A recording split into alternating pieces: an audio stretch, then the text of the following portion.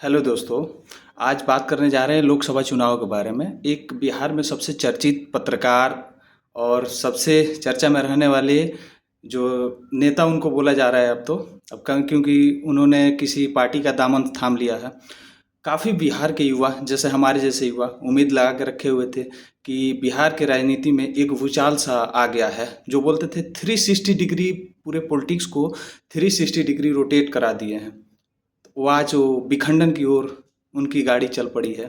क्योंकि ऐसा बोलने के पीछे मेरा राज क्या है, क्योंकि कुछ दिनों पहले उनका जो भी चुनाव प्रचार प्रसार हो रहा था, अभी नामांकन तो दायर नहीं किए थे उन्होंने, लेकिन उससे पहले उनकी ऐसे शेर जैसी दहाड़ काफ़ी अच्छा लगता था हम लोग को कि हाँ, ऐसे युवा राजनीति में आए हैं और ऐसे युवाओं को प्रेरणा भी दे रहे हैं कि जैसे हम जैसे युवा कुछ समाज के बारे में सोच रहे हैं तो राजनीति में करियर अपना बना सकते हैं इन फ्यूचर।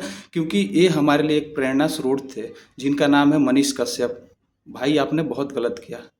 ठीक है, आपने पार्टी ज्वाइन किया, बहुत अच्छा है। कोई भी आगे बढ़ने के लिए ज्वाइन करना पड़ता है, लेकिन आपने जो उम्मीद दिखाई थी ना, जैसे आप डट के सामना करते थे ना पहले कि बीजेपी, कांग्रेस, आप कोई भी पार्टी हो, किसी भी पार्टी से आप भिड़ जाते थे, किसी भी पार्टी को। अभी कुछ दिन पहले आप सबकी बुराई कर रहे थे। यही जनता है। यही जनता के सामने आपने बुराई कर रहे थे, और आज उसी पार्टी का दामन थाम के उसी के अगेंस्ट लड़ने के लिए आपने अपना पाँव ही पीछे कर लिया है। आपको क्या लगता है कि आपके पीछे जनता मूर्ख है? अरे आप ही के जगाए हुए सारी जनता है। हमको, आपको, दूसरों को, सब बहुत ज़्यादा आपका वीडियो हम लोग देखते भी थे, जिसके थ्रू मोटिवेट होते थे कि हाँ, हमारा भाई, हमारा बिहार का भाई जो है बिहार के बदलने की बात कर रहा है। काफ़ी एक प्रेरणा स्रोत रही थी आपकी। और आपने माँ को माँ नाम देकर बोल दिया कि आपने कि हम माँ के कहने पे मैंने बस पार्टी ज्वाइन कर लिया। नहीं, मंशा तो कुछ और है। मंशा आपका कुछ और है। सूत्रों के हवाले से पता भी लग रहा है कि आपको एमएलसी टिकट के लिए, वहाँ के लिए एमएलसी बनाया जाएगा आपको फ्यूचर। अरे कौन जानता है फ्यूचर एमएलसी बन पाइएगा? हम नहीं चाहेंगे, कैसे बनिएगा? जहाँ से आपको एमएलसी का उम्मीदवार बनाया जाएगा वहाँ की जनता नहीं चाहिए, कैसे बन जाएगा? पार्टी थोड़े चाह रही है। हाँ, आप तो दामन थाम लिए कि भाई बीजेपी सबसे बड़ी पार्टी है, मोदी जी के नाम पे कुछ भी हो सकता है। मोदी जी बिहार के लिए क्या किए हैं 10 सालों में?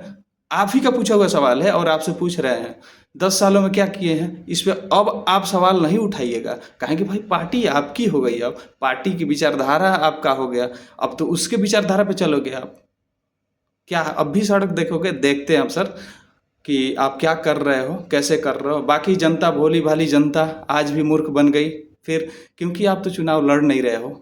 इस लोकसभा चुनाव तो आप लड़ नहीं रहे हो, ये तो तय है। लेकिन जनता आप पे बहुत उम्मीद की थी। दूध से आपको नहलाया भी गया था ना। आपने खुद दिखाया था कि हाँ, एक आदमी को ऐसा कर सकते हैं तो हमको क्यों नहीं। आपको दूध से जनता नहलाई थी, लेकिन उसका आपने क्या किया? जवाब चाहिए। आप भी पॉलिटिक्स, इतना पॉलिटिक्स करेंगे? अरे जीतने के एमपी बन के किसी पार्टी में जुड़ते तो बहुत अच्छा लगता। क्योंकि विकास के लिए किसी पार्टी के का दामन थामना बिल्कुल आवश्यक है। लेकिन आपने वो तो पहले ही दिखा दिया कि भाई राजनीति तो हमको ही आता है। आप भी कम बड़े छोटे नेता नहीं है, बहुत बड़े नेता हैं, पहुंचे हुए खिलाड़ी लग रहे हैं सर आप। एक पत्रकार, पत्रकार से नेता, नेता से फिर बीजेपी का नेता।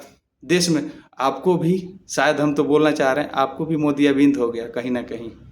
देश में सबको मोदियाबिंद है, हमको भी मोदियाबिंद था, है भी।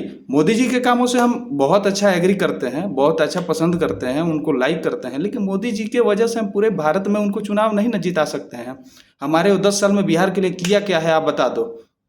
एक भी चीज जो कि सामूहिक, अरे आवास, रोड, नल जल, इस सब से हट के हम बात करते हैं। क्या करेंगे ये सब? नल जल, रोड, रोड सबको बनाना है, लेकिन हाँ, उसने कोई इंडस्ट्रियलाइजेशन पे कुछ काम किया है? मोदी जी ने कहीं नहीं किया। मोदी जी का खुद विमान उतर सकता है क्या अपने यहाँ कोई बिहार में? आपने बोला था, मैंने कुछ नहीं बोल रहा हूँ। मेरा कुछ नया शब्द नहीं है, मेरा कोई, सबका आपका इनपुट है। आपने बोला था कि राष्ट्रपति का कोई विमान नहीं उतर सकता है बिहार में। फिर आप उसी पार्टी का दामन थाम लिए। अब जीतने से पहले, अभी तो चुनाव भी नहीं लड़े, अपने पर्चा भी नहीं भरा, लेकिन उससे पहले आपने बोला था 360 डिग्री रोटेट कर दिए पूरे राजनीति को। वाह मनीष भैया, बाकी सलाम है, आगे बढ़िए आप। और ऐसे ही पार्टी का दामन संभाले रखिए आप, क्योंकि सबसे बड़ी पार्टी का दामन संभाल रखे हैं। और आपका भी, बोला जाता है ना कि जो भी पाप किया रहता है वो धुल जाता है बीजेपी में जाके। तो शायद मुझे लगता है कि आपकी भी कुछ पीछे की चीज़ें रही, अतीत रही है, जो कि आप भी जेल गए हैं, कैसा गए हैं, क्या हुआ, तो सारी चीज़ लग रहा है धोने के लिए आप भी बीजेपी ज्वाइन कर लिए हैं, इसीलिए मोदी अभी हिंदू है आपको। सबको यही लगता है, आप भी बताइए कि ऐसा क्या लगता है कि इन्होंने ज्वाइन किया, क्या ऐसी मजबूरियां रही इनको, क्योंकि लोगों का साथ मिल रहा था, फ्री में इनको लोगों का साथ मिल रहा था। कोई भी आदमी इनसे जाके बोलता नहीं था कि गाड़ी में तेल डलाओ, ये डलाओ। हमने खुद निर्णय लिया था कि 2-4 दिन के लिए हम आके आपके चुनाव प्रचार में मतलब सम्मिलित होंगे। अपने पूरे भाइयों के साथ हम लोग सोच रहे थे कि जाएं, आपको प्रचार करें, क्योंकि बहुत अच्छा लीडर एक आ रहा है भाई, युवा आ रहा है। युवा आएगा तो हम लोग के लिए भी रास्ते खुलेंगे, हम लोग भी अपने विधानसभा लोकसभा में हम आपके जैसे कैंडिडेट बन के हम भी उभरेंगे, हम भी अपने नेताओं से सवाल करेंगे एकदम सामने टू सामने। लेकिन आपने क्या किया, क्षण भर में पार्टी चेंज कर लिया। अरे निर्दलीय आप जीतते सांसद दवा ठोक के कह रहे हैं, लेकिन अब उम्मीदें आपकी कम हो गई है। जो जनता आपके साथ फ्री में आती थी उनको अब आपको चार्ज देना पड़ेगा। ऐसी अब जनता नहीं मिल रही है, और जनता भी समझ जाए कि देख लीजिए ना कैसे बदल गया मनीषवा।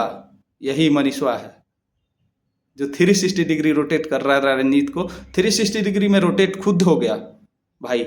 अभी ठीक है, अभी तो काफ़ी बातें होंगी मनीष भैया, लेकिन आपने बहुत गलत किया है। ठीक है, जनता अब क्या करेगी, अब इस पे विश्वास है, देखते हैं कि आपके साथ कितनी जनता रहती है।